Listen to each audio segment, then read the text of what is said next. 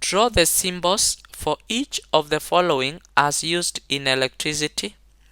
So for every circuit, for every electric circuit, we normally use symbols to represent various devices, and it is good to know the symbols for some of these devices. For example, we have so many devices like capacitors, where capacitor is represented by two parallel lines, then two terminals. Resistor, we represent it either using a small rectangle like this, or we use a zigzag line. That is a transistor. That is a resistor. These two are resistors. This is a capacitor, and so on. So in this case, we are given battery, open switch, and potentiometer. So the first case, which is battery, and battery in a circuit is represented using this symbol. So this is a battery.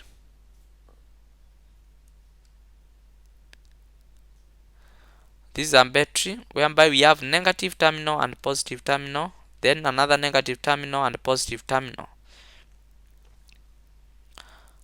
Sometimes you may find it like we have a negative terminal and the positive terminals alone. So the two can be used. But sometimes when we talk of battery, we normally talk of a 12 dry cell battery. But this case, this one is for a dry cell. But for a battery, you can use this one. Then we have the open switch, and in a case whereby we have an open switch, we just draw a line whereby we have a break like that. So this is the open switch. We have no, it is not in conduct. We have no closed loop in the circuit. That is what we mean by open circuit. And the open circuit is brought up by the open switch. So the open switch is drawn like that.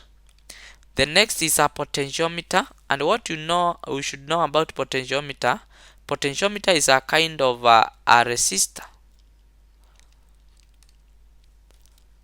but in this case, potentiometer is used to vary resistance in a circuit. So we use the symbol for a resistor, and we have an arrow pointing to the resistor symbol. So this arrow means we can vary the resistance in the circuit. You can also use the small rectangle, then you use the arrow pointing to the resistor symbol. So this is a potentiometer.